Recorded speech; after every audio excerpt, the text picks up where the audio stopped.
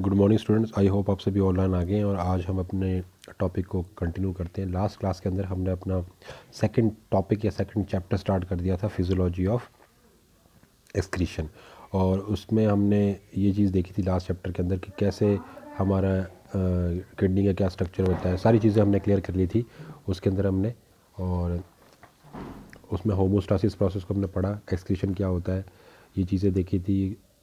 और जो उत्सर्जी पदार्थ शरीर से निकलते हैं उनके आधार पर हमने जीवों को बांटा और वो 3 प्रकार के होते थे, अमोनोटैलिक, यूरिकोटैलिक और यूरिकोटैलिक। एक था अमोनोटैलिक, यूरियोटैलिक और यूरिकोटैलिक, राइट। और जो हमारे अमोनोटैलिक थे उसका एग्जांपल हमने देखा था टीलोस्ट, टैडपोड, एक्वाटिक इंसेक्ट सारे के सारे। और यूरोटैलिक जो सारे के सारे मैमल्स थे, शार्क्स थी। और यूरिकोटैलिक लास्ट जो थर्ड पॉइंट था हमारा, उसमें बर्ड, इंसेक्ट, जितने भी लैंड स्नेल और बहुत सारे रेप्टाइल, वो यूरिकोटैलिक में कंडीशन में आते थे। मतलब अमोनोटैलिक थे जो अमोनिया सिक्रीट कर रहे थे, यूरिकोटैलिक जो यूरियोटैलिक थे वो यूरिया सिक्रीट कर रहे थे, स्रावित कर रहे थे। और जो यूरिकोटैलिक थे वो यूरिक एसिड सिक्रीट कर रहे थे। उसके बाद हमने लोकेशन की बात करी और हमारे अंदर एक्सक्रीटरी सिस्टम कैसा होता है उसकी हमने बात की थी। और किडनी और उसका हमने ट्रांसफर सेक्शन देखा, वेंट्रल सेक्शन देखा, कहाँ पर उसकी पोजीशन होती है, सारी चीज़ें हमने कल डिस्कस की थी। और जो हमने पाथ के बारे में डिस्कस किया था कि कैसे जो यूरिन है वो कैसे बनता है, कहाँ बनता है और कैसे पास आउट होता है। सबसे पहले वो नेफ्रॉन में बनेगा, नेफ्रॉन से वो कलेक्टिंग डक्ट के द्वारा पेपिला से होते हुए रीनल कैलिक्स में पहुंचेगा, फिर रीनल कैलिक्स से होता हुआ वो रीनल पेल्विक्स में आएगा, और रीनल पेल्विस से होता फिर यूट्रस में, यूट्रस से होता हुआ यूरिटर से होता हुआ यूरिनरी ब्लैडर में आएगा, और यूरिनरी ब्लैडर से वो आगे यूरिथ्रा में आएगा। और यूरिथ्रा के बाद अगर मेल है तो वो पेनिस के द्वारा बॉडी से बाहर निकाल दिया जाएगा, और अगर फीमेल है तो वो वल्वा के द्वारा बॉडी से उसको टाइम टू टाइम शरीर से बाहर निकाल दिया जाएगा। तो ये इतनी बातें हमने डिस्कस कर ली थी लास्ट लेक्चर के अंदर, इतनी बात हमने डिस्कस कर ली थी। चलिए आज हम अपने नेक्स्ट टॉपिक को कंटिन्यू करते हैं, फिजियोलॉजी ऑफ द मिक्चुरेशन। क्या होता है ये मिक्चुरेशन? MICTURITON, physiology. क्या मिक्चुरेशन की क्या कार्य की होती है, क्या होता है micturition? The process of release of urine is called micturition. Urine को रिलीज़ करने का जो प्रोसेस है उसे कहते हैं मिक्चुरेशन। यूरिन जो मूत्र बन रहा है, जो यूरिन बन रहा है बॉडी के अंदर, अब हम ह्यूमन फिजियोलॉजी के बारे में पढ़ रहे हैं तो हमें पता है यूरिन ही बनेगा, बाकी चीज़ें तो यूरिक एसिड या वो आपका अमोनिया तो बन नहीं सकता, क्योंकि ह्यूमन के अंदर सिर्फ क्या बनेगा, यूरिन बनेगा। क्योंकि हम कौन से वाले हैं, यूरियोटैलिक। हम कौन है, यूरियोटैलिक ऑर्गेनिज्म है। तो बॉडी के अंदर जो यूरिन कैसे रिलीज़ होगा शरीर से, हमारे शरीर से यूरिन कैसे बाहर निकलेगा, इस प्रोसेस को, इस क्रिया को हम क्या कहते हैं, मिक्चुरेशन। मतलब यूरिन का शरीर से रिलीज़ होना, निकलना, क्या प्रोसेस कहलाता है, मिक्चुरेशन। आगे है neural mechanism causing it is called micturition reflex. तो इसके अंदर जो न्यूरल मैकेनिज्म, जो न्यूरल वाली क्रियाविधि होती है जिसके कारण मिक्चुरेशन रिफ्लेक्स उत्पन्न होता है, बनता है। बात समझ आ रही है? हमारे शरीर के अंदर न्यूरल मैकेनिज्म के द्वारा जो हमारे जो हमारा नर्व वाला जो जो तंत्रिका कोशिकाएं होती है उनके द्वारा एक क्रियाविधि उत्पन्न होती है जिसे कहते हैं मिक्चुरेशन रिफ्लेक्स, राइट। आगे देखते हैं क्या होता है ये। This reflex is initiated when inter receptor present in the wall of urinary bladder get stimulated by tension created due to the stretching of the bladder wall. क्या कहता है, एक रिफ्लेक्स तैयार होता है। वो रिफ्लेक्स कैसे तैयार होता है, इनिशिएटेड व्हेन द इंटरसेप्टर, एक रिफ्लेक्स उत्पन्न किया जाता है। कैसे उत्पन्न कर रहे हैं, कैसे उसको इनिशिएट कर रहे हो, जो यूरिनरी ब्लैडर जहाँ पर आपका सारा का सारा मूत्र जो यूरिन है वो इकट्ठा होगा, उस यूरिनरी ब्लैडर के अंदर उसकी जो दीवार है, उसकी जो वॉल है, उसके ऊपर एक इंटर रिसेप्टर्स होते हैं, छोटे छोटे हमारे संवेदी अंग लगे होते हैं, संवेदी अंग, इंटर रिसेप्टर जिसे कहते हो। वो क्या हो जाते हैं, वो स्टिमुलेट हो जाते हैं, वो उत्प्रेरित हो जाते हैं, उन्हें उत्प्रेरण मिल जाता है। कैसे मिलता है, बाय द टेंशन, जब उनको उनके ऊपर जोर पड़ता है, प्रेशर पड़ता है। और वो प्रेशर किसके द्वारा क्रिएट किया गया, क्रिएटेड ड्यू टू, वो किसके द्वारा उत्पन्न किया गया, stretching of the bladder wall. जब आपको पता है, जब आपका जो ब्लैडर है वो मूत्र से भर जाएगा, यूरिन से फिलअप हो जाएगा, फुल हो जाएगा, तो वो जो लिक्विड है, जो यूरिन है, वो प्रेशर डालेगा ब्लैडर की वॉल पर और ब्लैडर जो है वो फूल जाएगा। फूलने से क्या होगा, ब्लैडर वॉल की जो पेशियाँ हैं वो स्ट्रेच कर जाएंगी, वो फैल जाएंगी, और उनके स्ट्रेचिंग होने से क्या होगा, जो उनके अंदर इंटर रिसेप्टर्स लगे हुए हैं वो स्टिमुलेट हो जाएंगे। क्यों? क्योंकि उनके अंदर क्या हो गया, टेंशन आ गया ना, उनके ऊपर दबाव पड़ रहा है, प्रेशर से वो फैल गई, तो उनके स्टिमुलेशन से वो जो इंटर रिसेप्टर है उनके अंदर एक रिफ्लेक्स उत्पन्न हो जाएगा, एक सिग्नल तैयार हो जाएगा। समझ आ गई बात? आगे देखते हैं। Bladder gradually fills with urine. जो ब्लैडर है वो धीरे धीरे भरता है, किससे? यूरिन से। Brought into it by the uterus, ureters. जो ब्लैडर है वो धीरे धीरे, ग्रेजुअली का मतलब होता है GRADUALLY, ग्रेजुअली मतलब धीरे धीरे फिल किया जाता है, किससे? यूरिन से। Brought into it by the ureters, और वो किसके द्वारा लाया जाता है, मतलब किडनी से। जो यूरिन बनी थी किडनी से वो ब्लैडर तक पहुंची, किसके द्वारा पहुंचती है? वो यूरिटर के द्वारा, URETERS, यूरिटर्स के द्वारा। जो यूरिटर्स नलिका है उसके द्वारा ब्लैडर के अंदर। अब ब्लैडर के अंदर दो यूरिटर मिलती हैं, एक तो लेफ्ट वाली किडनी की और एक राइट वाली किडनी से जो यूरिटर आई है उससे। बात समझ आ गई? आगे चलते हैं। In response the stretch receptor on the wall of the bladder and signal to the CNS, central nervous system. जो आपका केंद्रीय नर्व तंत्र होता है, केंद्रीय जो आपका ये नर्वस सिस्टम होता है, उसके पास सिग्नल जाता है। कब? बोलते हैं एक रिस्पॉन्स, एक रिफ्लेक्स एक्शन किया जाता है, किसके through? Stretch receptor on the wall. जो ब्लैडर की दीवार पर जो स्ट्रेच कोशिक, जो ये आपके संवेदांग लगे हुए हैं, स्ट्रेच रिसेप्टर लगे हुए हैं, वो क्या होते हैं, क्या करते हैं? सिग्नल भेजते हैं। किसको भेजते हैं? To the CNS। CNS का फुल फॉर्म क्या है?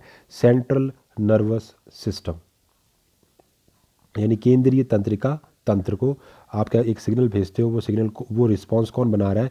Stretch receptor. वो कहाँ प्रेजेंट है आपकी, कहाँ उपस्थित है? वो ब्लैडर की वॉल पर। The central nervous system passes on the motor message to the initiate to the contraction of the smooth muscle of the bladder. Central nervous system को जब ये रिस्पॉन्स मिल जाता है, किसके द्वारा? स्ट्रेच रिसेप्टर के द्वारा। सेंट्रल नर्वस सिस्टम के पास, ये सेंट्रल नर्वस सिस्टम कहाँ होता है? आपकी रीढ़ की हड्डी के अंदर, ठीक है ना। रीढ़ की हड्डी के अंदर अंदर गुहा होती है, एक कैविटी होती है जिसमें ये जो नर्वस सिस्टम बैठा होता है। वो फिर जब उस सेंट्रल नर्वस सिस्टम को, केंद्रीय, ये जो आपका केंद्रीय तंत्रिका तंत्र है, उसको जब वो रिस्पांस मिल जाता है तो वो उस रिस्पांस के सापेक्ष एक मोटर मैसेज भेजता है। मोटर मैसेज मतलब अब काम करवाएगा वो। क्या काम? काम करवाने के लिए वो एक संदेश भेजता है, और उस संदेश से क्या होता है? टू इनिशिएट द कंट्रैक्शन, संकुंचन होता है। कहाँ होता है संकुंचन? Smooth muscle of the bladder. जो ब्लैडर की जो स्मूथ मसल्स हैं, जो स्मूथ पेशियाँ हैं, उनके अंदर संकुंचन होता है, कंट्रैक्शन होता है। And simultaneously relaxation of the urethral sphincter causing the release of urine. और क्या होगा? एकाएक उसी समय रिलैक्सेशन हो जाएगा, किसमें? Urethral sphincter. जो ब्लैडर के अंदर यूरिथ्रल स्पिंचर होता है, causing the release of urine, उससे यूरिन को छोड़ दिया जाएगा। इतनी बात समझ आ गई? आगे देखते हैं। अब बात करते हैं हम जो मेन, अब आपको पता है हम किडनी के अंदर जो फंक्शनल यूनिट है, जो क्रियात्मक इकाई है, वो कौन है? नेफ्रॉन है। कौन है? नेफ्रॉन। अब नेफ्रॉन कैसे काम कर रहा है इसको देख लेते हैं। Nephron is the structural and functional unit of the kidney. कहते हैं जो नेफ्रॉन है वो वृक्क के अंदर, किडनी के अंदर एक संरचनात्मक और क्रियात्मक इकाई है। बात समझ आ गई कि जो नेफ्रॉन है, जो नेफ्रॉन है वो क्या है? वो किडनी के अंदर एक क्रियात्मक और संरचनात्मक इकाई होती है किडनी का। Epithelial tube about 3 centimetre long and 20 to 60 micrometre diameter. वो कहता है जो एपिथेलियल ट्यूब होती है, एपिथेलियल क्यों बोल रहा है? क्योंकि वो एपिथेलियम से बनी होती है। वो जो नलिका है वो लगभग लगभग 3 सेंटीमीटर लंबी होती है, और 20 से 60 माइक्रोमीटर उसका डायामीटर होता है। मतलब उसके अंदर की जो चौड़ाई है, पाइप के अंदर की जो चौड़ाई है, वो 20 से 60 माइक्रोमीटर की होती है। ईच किडनी अबाउट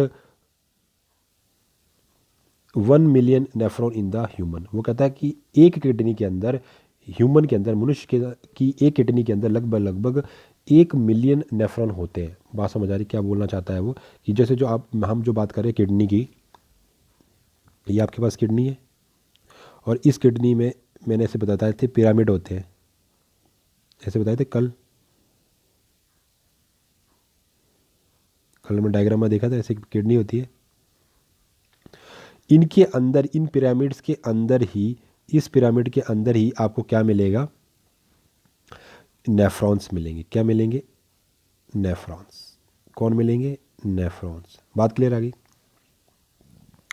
तो वो जो नेफ्रॉन है, हमने उन नेफ्रॉन को, हमने एक सिंगल नेफ्रॉन निकाला और उसका डायग्राम जो आप देख रहे हो, ये सिंगल डायग्राम है एक नेफ्रॉन का।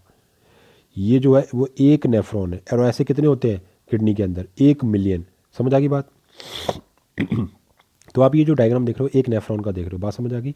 तो उसने क्या बोला कि प्रत्येक किडनी, 2 किडनी होती है और एक किडनी में कितने, 1 मिलियन नेफ्रॉन्स हैं, और नेफ्रॉन ही उसका संरचनात्मक और क्रियात्मक इकाई है। मतलब जो यूरिन बनाने का काम है वो यहीं हो रहा है। तो उस डायग्राम में आप देख रहे हो, ये जो मेन आपका है इतना, ये है वोमन कैप्सूल, इसको बोलते हैं वोमन कैप्सूल।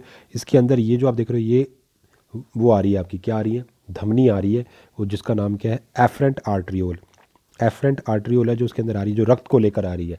रक्त में से तो छानेगी वो, तो ये आगे छन्नी जैसे लगी होती है, उस छन्नी को क्या कहते हैं, वो वोमन कैप्सूल। और अंदर जो जाल बना होता है छन्नी और इसके आपस में, उसको कहते हैं ग्लोमेरुलस। जो आपकी ये जो धमनी आ रही है, एफरेंट आर्ट्रियोल आ रही है, जो रक्त को लेकर आ रही है, उस रक्त के अंदर, रुधिर के अंदर क्या है, सारे के सारे बॉडी का वेस्ट प्रोडक्ट भरा पड़ा है, उसको यहाँ छानना है। तो जो पूरा ये जो ऑपरेटस है, जो पूरा ऑर्गन है, उसे कहते हैं वुमन कैप्सूल, और अंदर जो ये जाला बना हुआ उसे कहते हैं ग्लोमेरुलस। बात क्लियर की। आगे जाके ये पाइप आगे चलती जाएगी, चलती जाएगी, चलती जाएगी, छनने के बाद ये सारा प्रोडक्ट यहाँ छन जाएगा, और बाकी वो चली जाएगी, जो जो आपकी वेन है, जो आपकी शिरा है, वो आगे चली जाएगी, और यहाँ से ये छनता हुआ सारा मटेरियल आगे गुजरेगा। ठीक है। तो जैसे ही वुमन कैप्सूल से आगे पाइप स्टार्ट होगी, उसका नाम होगा पीसीटी, उसे बोलोगे पीसीटी। यहाँ से क्या बोलोगे, प्रॉक्सिमल कन्वोल्यूटेड टिब्यूल। क्या बोलोगे, पीसीटी, प्रॉक्सिमल कन्वोल्यूटेड टिब्यूल। आगे जाती जाएगी, यहाँ पर ये चौड़ी है, काफ़ी चौड़ी होती जाएगी, फिर धीरे धीरे यहाँ पर ये यू शेप का बनाएगी। आप देख रहे हो ना, ये यू शेप बन रहा है, ऐसे यू आकृति बन रही है, ये वाली यू आकृति बन रही है ना। तो इसे कहते हैं हेंसे लूप। इसे क्या बोलते हो आप, हेंसे लूप। ये लिखा हुआ है हेंसे लूप। इस हेंसे लूप के दो प्रकार है। एक तो जो नीचे को जा रहा है, और एक जो ऊपर को चढ़ रहा है। जो नीचे को जो पाइप आ रही है उसका नाम होता है डिसेंडिंग। डिसेंडिंग मतलब नीचे की तरफ जाना। Descending limb of loop of the Henle, मतलब ये नीचे की तरफ जो जा रही है उसका नाम होता है descending limb of loop of Henley. और जो ऊपर की तरफ वापस जो चढ़ रही है जो पाइप, उसे कहते हैं ascending limb loop of the Henle, जो ऊपर की तरफ जा रही है। ठीक। उसके अलावा बाकी ये जो बीच में आप देख रहे हो, ये मैं आपको डायग्राम से शो करता हूँ। जो मेन पाइप है जिसमें से वेस्ट प्रोडक्ट जा रहा है, वो ये है, इस तरीके से। और ये बाद में ये कलेक्टिंग डक्ट है, ये जो आप देख रहे हो,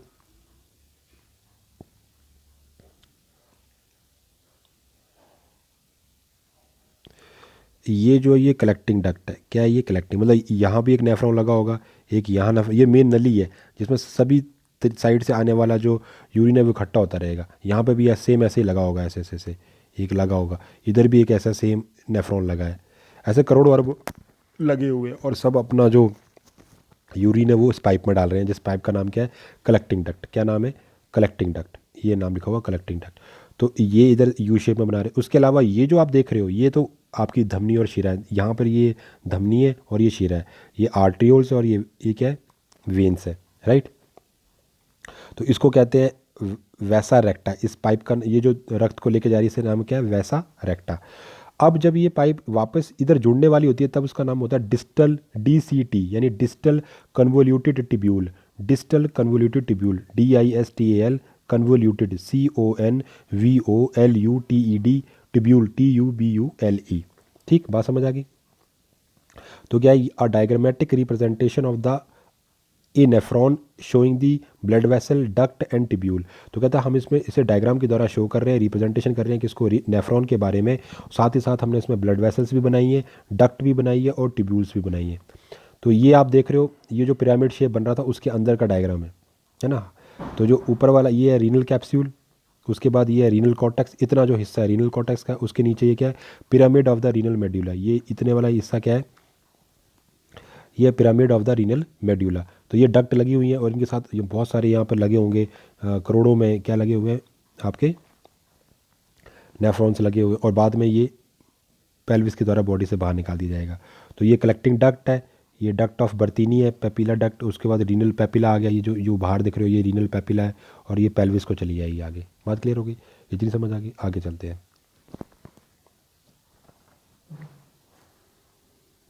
तो कहता है कि nephron can be divided into following regions. आप नेफ्रॉन को इतने भागों में बांट सकते हो। पहला आ गया वुमन कैप्सूल, मैंने आपको डायग्राम बता दिया। दूसरा आ गया पीसीटी, प्रॉक्सिमल कन्वोल्यूटिव ट्यूब्यूल। उसका तीसरा आ गया लूप ऑफ हेनले जो यू शेप का होता है, और चौथा है डिस्टल कन्वोल्यूटिव ट्यूब्यूल, डीसीटी। तो अब धीरे धीरे चारों को हम डिस्कस करते हैं, है ना। तो पहला आ गया हमारा वुमन कैप्सूल, जो मैंने आपको बताया था, जो कि किस शेप में था। वुमन कैप्सूल किसको बोले थे, इस तरीके का, जो इसे छलनी से बना रहा है, ये क्या है, वुमन कैप्सूल। आगे ऐसे चलता चला जाएगा, फिर इस तरीके का था आपका।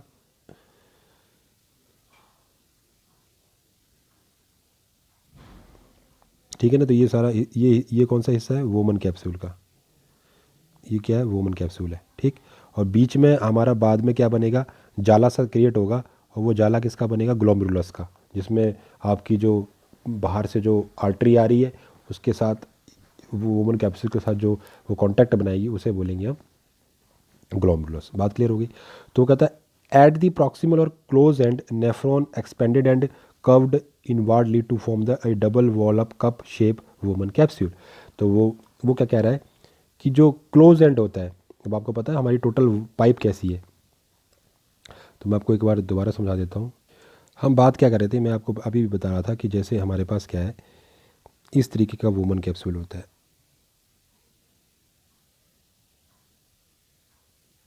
ठीक है, इस तरीके का वुमन कैप्सूल है, और बाद में वो फिर यू शेप बन जाएगा,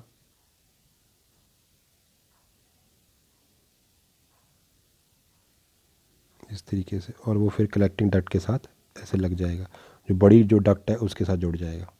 ऐसे हज़ारों जोड़े होंगे। तो और यहाँ पर बीच में हमारा बनेगा ग्लोमेरुलस। तो वो कहता है ये एक तरीके से आप देख रहे हो कि ये जो हिस्सा है, ये जो पार्ट है, वो इस पूरी टोटल जो आप ये यहाँ जो बनाई हुई है उसका एंडिंग पॉइंट है। तो एंड पॉइंट पे ये कैसा शेप बन जाता है, कप की तरह शेप बना लेता है, दिख रहा है ना आपको, कप शेप। तो इसे कहते हैं वुमन कैप्सूल। समझ आ गई बात, ये कैसे बन रहा है, कप की तरह बन जा रहा है। तो बात समझ आ गई कि हमारी बात क्या क्या बोल रहा है कि जो वुमन कैप्सूल है उसका मतलब जो प्रॉक्सिमल और क्लोज एंड, जो लास्ट वाला जो पाइप का हिस्सा है, वो एक्सपेंड कर चौड़ा हो जाता है, एक्सपेंड कर जाता है, और अंदर की तरफ वो इनवार्डली वो क्या हो जाता है, कर्व, वो अंदर की तरफ कर्व हो जाता है, और क्या बना लेता है, एक डबल मेम्ब्रेन वाला एक कप बना लेता है, जिसे आप क्या नाम देते हो, वुमन कैप्सूल। क्या नाम देते हो, और डबल वॉल, दोहरी भित्ती वाला एक कप शेप बन जाता है, जिसे कहते हैं वुमन कैप्सूल। क्या नाम देते हो, वुमन कैप्सूल। क्या नाम देते हैं, वुमन कैप्सूल। क्लियर होगी बात, आगे देखते हैं। Within the Bowman capsule are network or tuft of capillaries is present called the glomerulus. वो कहता है इस वुमन कैप्सूल के अंदर ही एक नेटवर्क, एक जाल बन जाता है, एक ट्रफ्ट बन जाता है किसका, कैपिलरी का, और उसे आप क्या नाम देते हो, ग्लोमेरुलस। क्या नाम देते हो, ग्लोमेरुलस। बात हमने अभी बताई, मैंने आपको समझाया, वो कप शेप के अंदर क्या है, जो बाहर से आर्टरी आएगी, जो अपने अंदर ब्लड लेकर आएगी, वो एक जाल बना लेगी, और उस जाल को, जाल किसका होगा, वो कैपिलरीज का होगा, वाहिकाओं का होगा, नलिकाओं का होगा, और जैसे क्या कहोगे, glomerulus.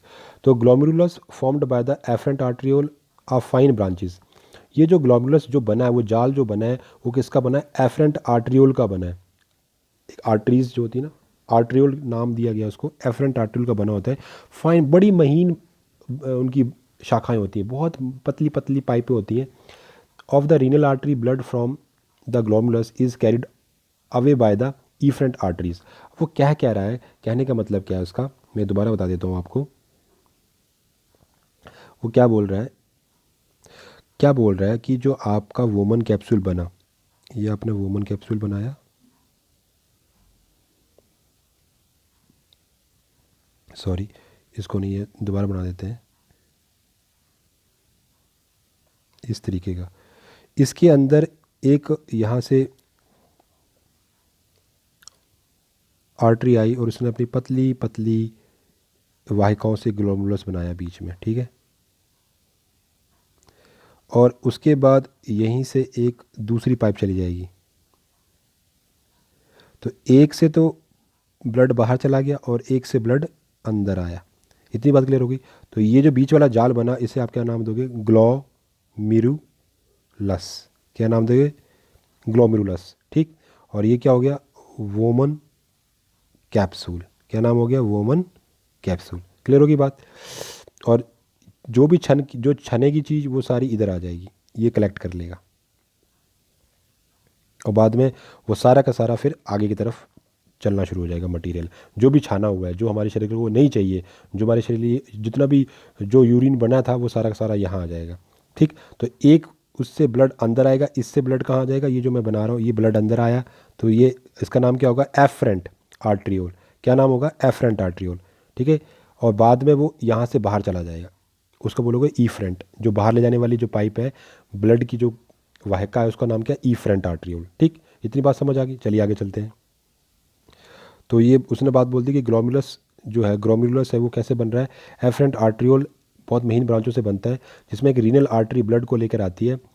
Renal artery from the glomerulus is carried out by the efferent. तो आने वाली का नाम है एफरेंट, जिससे ब्लड आया, और जो लेके गया ब्लड को उस नली का नाम क्या? आर्ट्रियोल का नाम क्या है? ईफ्रंट आर्ट्रियोल। क्लियर होगी बात। आगे चलते हैं। दूसरा आ गया Malpighian body. Glomerulus and its surrounding Bowman capsule together Malpighian body or renal corpuscles जिसे नाम देते हैं। वो कहते हैं मेल्फिगियन बॉडी क्या होगी? जिसमें ग्लोमेरुलस और इट्स सराउंडिंग वोमन कैप्सूल। कहने का मतलब क्या हुआ कि अब हम मेल्फिगियन बॉडी किसको किसको नाम दे रहे हैं? जो आपका ये कप शेप बना इस तरीके से, और बीच में क्या बना? वो जाल बना, बहुत बड़ा जाल।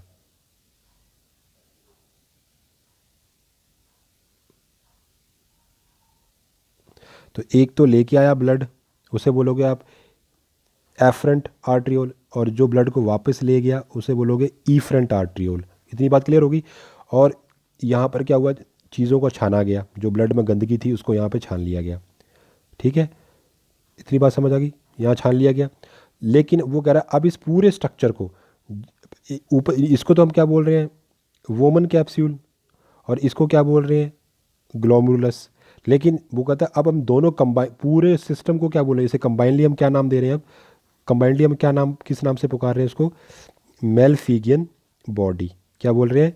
Malpighian body. दोनों को मिला के, सिंगल सिंगल, इसे बीच वाले को तो बोल रहे हैं ग्लोमेरुलस, और उसको क्या बोल रहे हैं? Woman capsule. लेकिन अब हम इसे दोनों को कंबाइन करके क्या बोल रहे हैं? Malpighian body.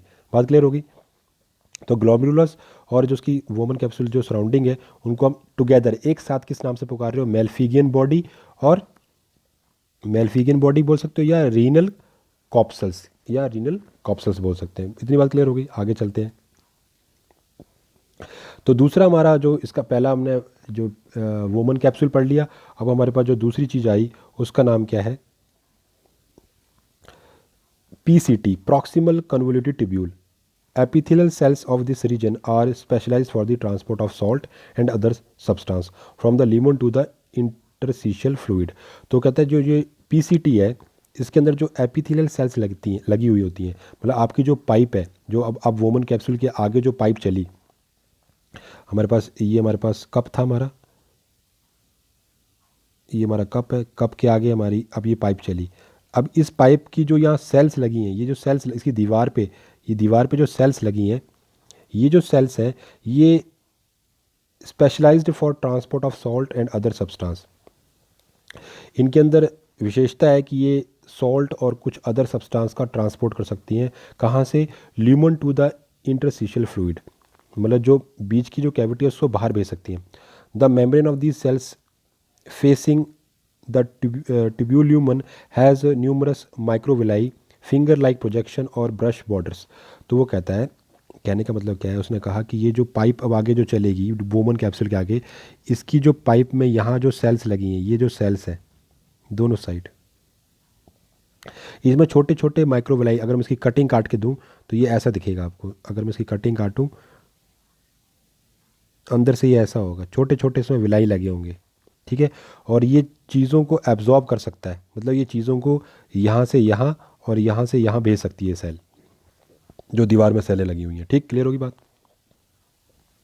तो कहता है कि क्या बोला इसने, कि वो कहता है कि epithelial cell of this region are specialise for the transport of salt and other substance. तो ये इनको ट्रांसपोर्ट करने में, जो हमारे अंदर साल्ट या जो भी भरे पड़े उनको आगे ले जाने में हेल्पफुल होते हैं। The membrane of this cell facing the वो कहता है ये जो मेम्ब्रेन लगी, भित्ति जो लगी हुई है, उसकी जो सेल्स है जिनका मुंह किसकी साइड है, ल्यूमन की तरफ, गुहा की तरफ, अंदर पाइप की तरफ जिनका फेस है, उनमें बहुत छोटे छोटे माइक्रोविलाई लगे होते हैं जो उंगलियों की तरह उनका उभार होता है, और ब्रश बॉर्डर, जैसे ब्रश होता है हमारा उसकी तरह उनका डिज़ाइन होता है। Near its basolateral surface mitochondria are concentrated to allow the reabsorption of the salt by the active transport. अब वो कहता है ये जो ल्यूमन है, मतलब आपकी ये जो पाइप है, इस पाइप में ये सेल लगी हुई हैं, ऐसे सेल लगी हुई हैं, और सेल के ऊपर छोटे छोटे छोटे छोटे विलाई लगे हुए हैं इस तरीके से। तो जो भी सॉल्ट यहाँ से आ रहा है ना, ये सॉल्ट ऐसे आगे आगे खिसक रहा है, तो उनको ये यहाँ से उठा के यहाँ भेजते हैं, और इसके लिए उनको एनर्जी लगती है, उसके लिए उनके अंदर माइट्रोकॉन्ड्रिया, यहाँ माइट्रोकॉन्ड्रिया होते हैं जो उनको एटीपी एनर्जी देते हैं, जिससे ये चीज़ों को उठा के यहाँ भेज सकें। समझ आ रही, जिसको ये चीज़ों को यहाँ उठा के, अगर कहने का मतलब इनमें अगर कुछ अभी भी कुछ इंपॉर्टेंट चीज़ें हैं, सॉल्ट कोई मतलब यूरी, अब जो ग्लोबुलर सैव का जो वुमन कैप्सूल है वो छान रहा है, तो छानते टाइम कुछ इंपॉर्टेंट चीज़ें भी चली जाती है, तो उनको वापस लाना हो तो वो यहाँ से उनको ला सकते हैं। इतनी बात क्लियर होगी। आगे देखते हैं। अब बात करते हैं loop of Henley. Loop of Henley कहाँ से स्टार्ट होता है? आफ्टर पीसीटी, जब प्रॉक्सिमल कन्वोल्यूटेड ट्यूब्यूल खत्म हो जाती है उसके बाद कौन स्टार्ट होता है? हेनले लूप स्टार्ट होता है। लूप का मतलब ये यू शेप है, ये इस तरीके का शेप का होता है, ये वाला, ये पूरा हो गया इस तरीके से, ये हो गया डिसेंडिंग वाला, और ये हो गया असेंडिंग वाला हेनले लूप। उसके ऊपर जो पीछे जो पीसीटी आ रही थी वो चौड़ी होती है दोनों साइड से इस तरीके से, और फिर ये वापस आगे जाके चौड़ी हो जाएगी ऐसे। इनका डायमीटर ज़्यादा होता है, ये जो डायमीटर है ये ज़्यादा है, और ये पतली होती है। जो नीचे वाले आप देख रहे हो, ये इनका जो डायमीटर होता है थोड़ा कम होता है। समझ आ गई बात?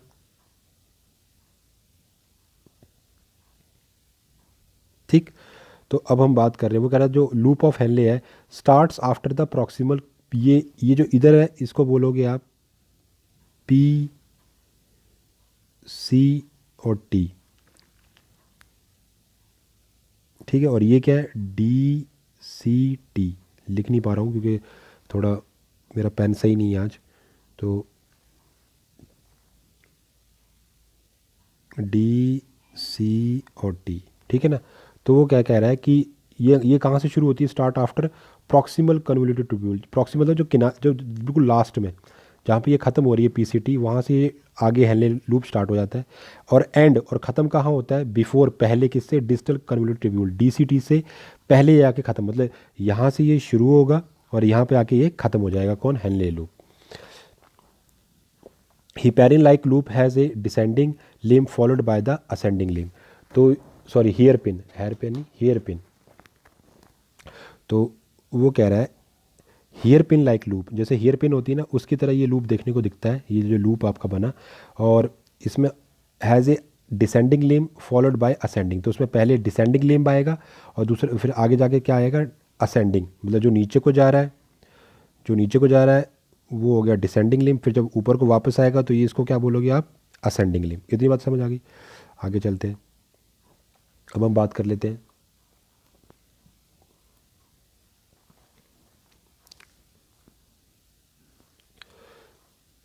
तो एक हो गया डिसेंडिंग लिम, दूसरा हो गया असेंडिंग लिम। तो डिसेंडिंग लिम में दो हिस्से होते हैं, एक होता है इट्स अपर पार्ट और इट्स लोअर पार्ट। अभी जो हमने डायग्राम देखा था पीछे, तो दोबारा देख लो कि ये हमारे पास ऊपर से आया है ऐसे,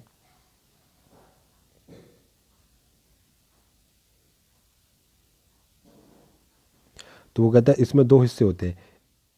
ये जो हो गया, ये हो गया डिसेंडिंग फर्स्ट पार्ट, ए पार्ट है। तो ए पार्ट के अंदर भी दो हिस्से हैं, एक है डिसेंडिंग और एक है असेंडिंग। ये हमारा हो गया बी। तो कहता है जो अपर पार्ट है आपका, इट्स अपर पार्ट, मतलब ये ऊपर वाला हिस्सा मान लो आप, इतना इतना जो अपर पार्ट है, thick segment, same diameter has a PCT, line by cuboidals epithelium, less microvilli and mitochondria in comparison of the cell of PCT. तो वो कहता है कि जो आपका अपर पार्ट है किसका? डिसेंडिंग लिम्ब का, thick segment same diameter of PCT. तो अगर मैं बोलूँ तो वो कहता है कि जो आप अगर इसको आधा आधा बांट लो, जैसे मैं इसको आधा आधा बांट लूँ तो क्या, ये कलर आपको दिखाई नहीं देगा, इसको करता हूँ रेड को। तो कहता है कि इसको दो हिस्सों में बांट लो आप। जो ऊपर वाला हिस्सा है, जो ऊपर वाला हिस्सा है उसकी जो चौड़ाई है वो कहता है वो सेम पीसीटी जैसी चौड़ाई है। जितनी पीसीटी चौड़ी है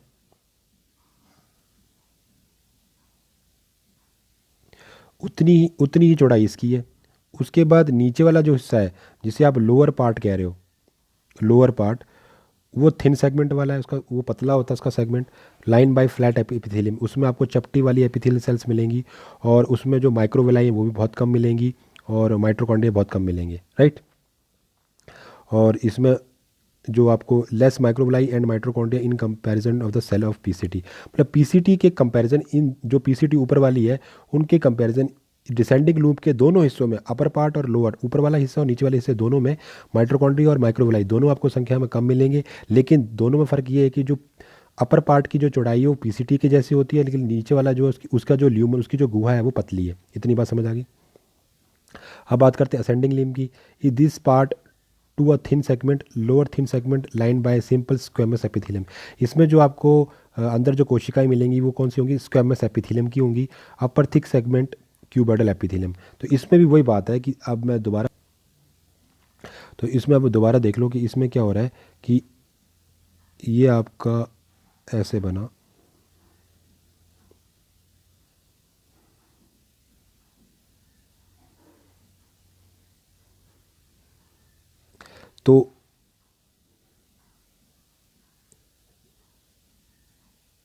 तो ये टोटल आपके पास क्या हो गया, ये हो गया आपका ए पार्ट यानी कि डिसेंडिंग, और ये हो गया बी पार्ट यानी कि असेंडिंग लिम्ब। इतनी बात क्लियर होगी। तो इसको आप दो भागों में बांट सकते हो और इसको भी दो भागों में बांट सकते हो। ऊपर वाला जो हिस्सा है, ऊपर वाले हिस्से को हम बोल रहे हैं अपर पार्ट, इसको, और लोअर वाला कौन सा है, ये नीचे वाला, ठीक।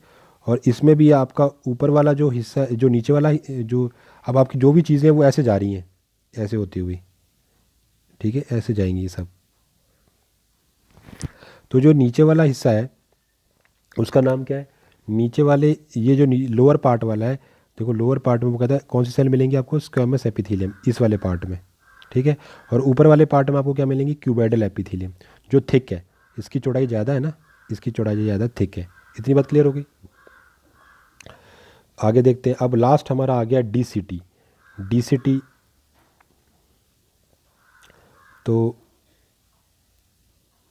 जो डीसीटी है कहता है ascending limb of the Henle loop, ascending जो ऊपर की तरफ आ रहा है, ascending limb of Henle loop merge into the distal convoluted tubule. तो जो असेंडिंग लूप आया नीचे से, जो यू शेप वाली जो पाइप आई वो आगे जाके डीसीटी से मिल जाती है और उसके अंदर जो लाइनिंग लगी हुई है, जो सेल्स लगी हुई है, वो कौन सी लगी है, cuboidal epithelial cells with a few microvilli. वहाँ पर आपको कुछ माइक्रोविलाई भी मिलेंगी और एपिथेलियल सेल्स वहाँ पे लगी होती हैं। और बोलता जो डीसीटी है of a number of adjacent nephrons open into the common collecting duct. तो डीसीटी और उसके बगल में और भी जो होते हैं उनके सबके जो नेफ्रॉन्स वो कहाँ खुलते हैं, कलेक्टिंग डक्ट के अंदर। बात समझ आ गई। उसके बाद collecting duct present in the medullary pyramids. जितनी भी कलेक्टिंग डक्ट्स हैं वो कहाँ प्रेजेंट होती है, मेडुलरी पिरामिड के अंदर। आर लॉन्ग ट्यूब्यूल्स, उनके अंदर लॉन्ग पाइप होती है और ट्रेवर्स वो गुजरती है through the medulla in the pyramids. तो मेडुला का जो पिरामिड का जो मेडुला वाला भाग है उससे गुजरती हैं वो, right. Several adjacent collecting duct to the open into the a common short and thick duct of the present in the present in the papilla of the medulla. तो वो कहता है कि बर्तनी, तो उसने क्या बोला कि जो हमारे पास, वो कहता है कि बहुत सारी जो एडजेसेंट कलेक्टिंग डक्ट है, मतलब बगल बगल वाली जितनी भी कलेक्टिंग डक्ट है वो सारी की सारी कहाँ ओपन होती है, a common short and thick duct of Bellini. वो सारी की सारी जो है, जिसे आप कहते हैं present in the papilla of the medulla, जिसे आप बर्तनी भी कह रहे थे ना, उसके अंदर आके सारी के सारी जितनी भी कॉमन डक्ट है वो सब जाके इधर आके खुल जाएंगी, right. All duct of the Bellini then open at the tip of the papilla. तो जितनी भी बेलिनी है वो सब जाके कहाँ खुलेंगी, पेपिला में, और पेपिला आगे जाके किससे मिल जाएगा, पेल्विस के साथ। अब दो तरीके के हमने वहाँ पे रीजन देखे, एक है रीनल कॉर्टेक्स, एक है रीनल मेड्यूला। जो रीनल कॉर्टेक्स है इसमें क्या क्या होता है, मेलफिगियन क्या corpuscles, PCT, DCT of the nephrons are located there. और जो रीनल मेड्यूला है वहाँ पे क्या होगा, loop of Henle, collecting duct, duct of Bellini found in the thin region. तो ये लोकेटेड, यहाँ लोकेटेड मतलब व्यवस्थित होते हैं। अब उसको मैं दोबारा डायग्राम में देख लें तो हमारे पास डायग्राम भी था, ये देखो मैं आपको डायग्राम में दिखाता हूँ, ये देखो। तो हमारे पास दो रीजन आ गए, एक तो हो गया रीनल कॉर्टेक्स, इतना वाला हिस्सा रीनल कॉर्टेक्स, और नीचे वाला आ गया renal medulla, pyramid of the renal medulla. तो कॉर्टेक्स में आपको ये सारी चीज़ें मिलेंगी और मेड्यूला के अंदर ये सारी चीज़ें मिलेंगी, समझ आ गई। तो रीनल कॉर्टेक्स में कौन सी चीज़ें मिलेंगी, अभी हमने बात की रीनल कॉर्टेक्स के अंदर में मेलफिगिन, कॉप्सल्स, पीसीटी, डीसीटी, नेफ्रॉन की जो पीसी डीसीटी हैं ये सारे के सारे होंगे। और रीनल मेड्यूला के अंदर हमें loop of Henle, collecting duct और डक्ट ऑफ बेलिनी मिलेंगे। इतनी बात समझ आ गई। तो थैंक यू सो मच, आज का लेक्चर हम इतना ही करेंगे और ये सारी चीज़ें क्लियर हो गई हैं। डायग्राम अगर आपको नहीं क्लियर हुआ तो मैं चलो अच्छा एक बार आपको एक बार डायग्राम फिर से समझा देता हूँ। तो बात क्या हो रही थी, बात हम ये समझा रहे थे कि हमारे पास वुमन कैप्सूल है, इस तरीके से वुमन कैप्सूल है।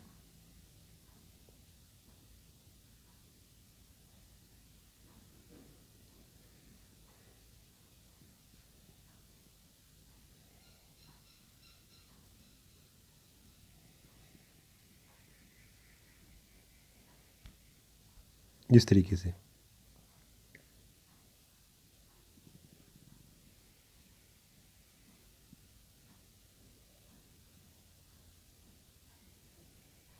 समझ आ गई बात। तो ये तो हो गया हमारे पास, क्या हो गया, वुमन कैप्सूल। बीच में क्या हो गया, ग्लोमेरुलस। ये वाली पाइप क्या होगी, पीसीटी, प्रॉक्सिमल कन्वोल्यूटेड ट्यूब्यूल। ये क्या हो गया, डीसीटी। ये क्या हो गया, कलेक्टिंग डक्ट, ठीक है, कलेक्टिंग डक्ट। उसके बाद अब ये जो हिस्सा बना इतना इतना, ये जो हिस्सा बना, इस हिस्से को क्या बोलोगे आप, हेनले। और हेनले के दो पार्ट है, एक ऊपर वाला पार्ट, अपर पार्ट, और लोअर पार्ट। जो अपर पार्ट है उसकी चौड़ाई पीसीटी की तरह ही है ना, ये सेम है। तो ये पीसीटी आया, तो पीसीटी की जो चौड़ाई है वो हेनले लूप के अपर पार्ट की है, लेकिन जो लोअर पार्ट है वो पतला है। और फिर ये आ गया डिसेंडिंग, ये तो आ गया डिसेंडिंग, ये आ गया असेंडिंग लूप। असेंडिंग लूप का भी वही, ये हमारा अपर पार्ट, ये लोअर है ना। तो जो लोअर है वो कैसा है, थिन है, लोअर पतला है, अपर चौड़ा है। ये धीरे धीरे फिर ये इसका शेप और इसका सेम हो जाता है, फिर आगे जाके ये डीसीटी आ जाता है, ये हिस्सा डीसीटी का है, और आगे जाके ये मेन में मिल जाती है। तो यहाँ पर आपका यूरिन बनेगा, धीरे धीरे वो आगे पास आउट होता जाएगा। ये कैसे होगा आप सारा प्रोसेस पढ़ेंगे, पहले आपको डायग्राम समझ में आना चाहिए, ठीक है। तो ये चीज़ें मुझे लगता है आपको समझ में आ गई हैं। तो चलिए, thank you so much, next lecture में मिलते हैं।